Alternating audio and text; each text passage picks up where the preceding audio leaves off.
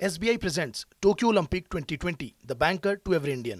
और चलिए अब बात करते हैं टोक्यो ओलंपिक की। टोक्यो ओलंपिक में आज का दिन हिंदुस्तान के लिए बेहद स्वर्णिम रहा।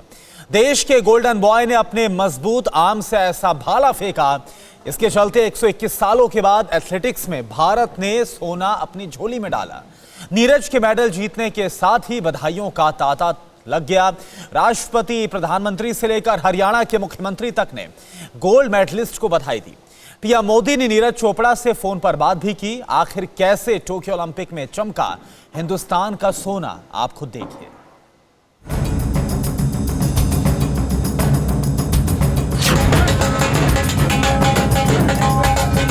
भारत माता की, भारत माता की, भारत माता की।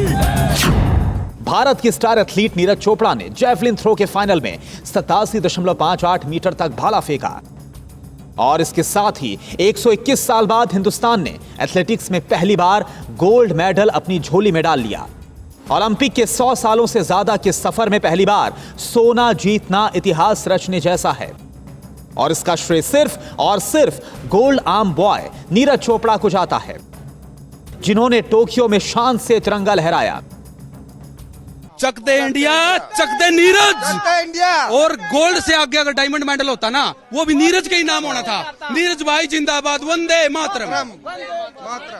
तक आप इस तरीके से हम देख रहे हैं और ये जश्न और क्या क्या तैयारियां करेंगे आप? तैयारियां जी अपने भाई की पूरी holding posting full holder poster खूब लगाने हैं।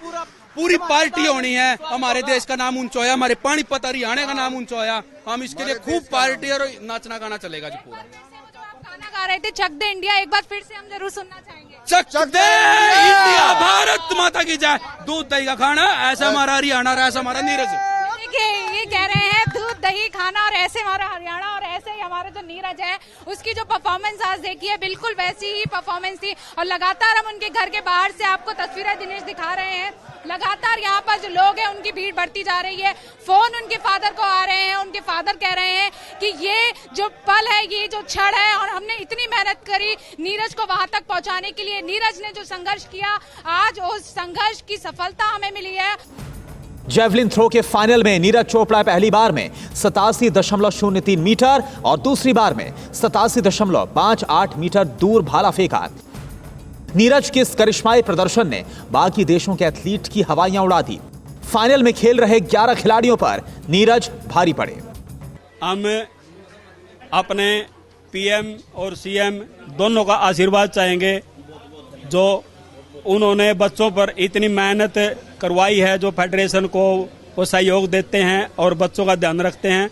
हम पूरे देश से आशीर्वाद चाहेंगे। नीरज हमारे साथ जेवलिन थ्रो में जब जूनियर कैंप में आया था तब से ही हमने नीरज को देख लिया था, क्योंकि जो इसकी टेक्निक थी लड़के की, कुछ भगवान किसी को भी गॉड गिफ्टेड चीज दे देता है, जो कि नीरज के अंदर थी। जो इसका राइट हैंड से पोस्चर करने का थ्रो थी वो बहुत ही शानदार थी। इसलिए मैं पहले ही मिठाई ले आया था, क्योंकि जॉन वीटर जो इनके कंपटीटर थे जर्मनी के, वो आउट हो चुके थे एलिमिनेट में। जिस वक्त नीरज चोपड़ा का मुकाबला चल रहा था, उनके गांव में भी जश्न जैसा माहौल था। जैसे ही नीरज ने बढ़त बढ़ाई, हर कोई नाचने गाने लगा, मिठाइयां बांटने लगा।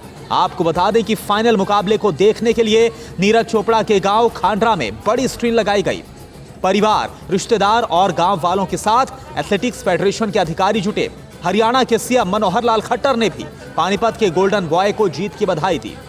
हरियाणा के छोरे ने लठ गाड़ दिया, लठ क्या भाले वाला लठ गाड़ा, वही होता ना, तो भाले वाला लठ गाड़ दिया, छोरे ने कमाल कर दिया।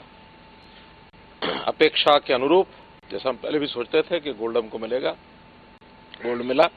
और इस अवसर पर 13 तारीख को अभिनंदन तो हम करेंगे ही।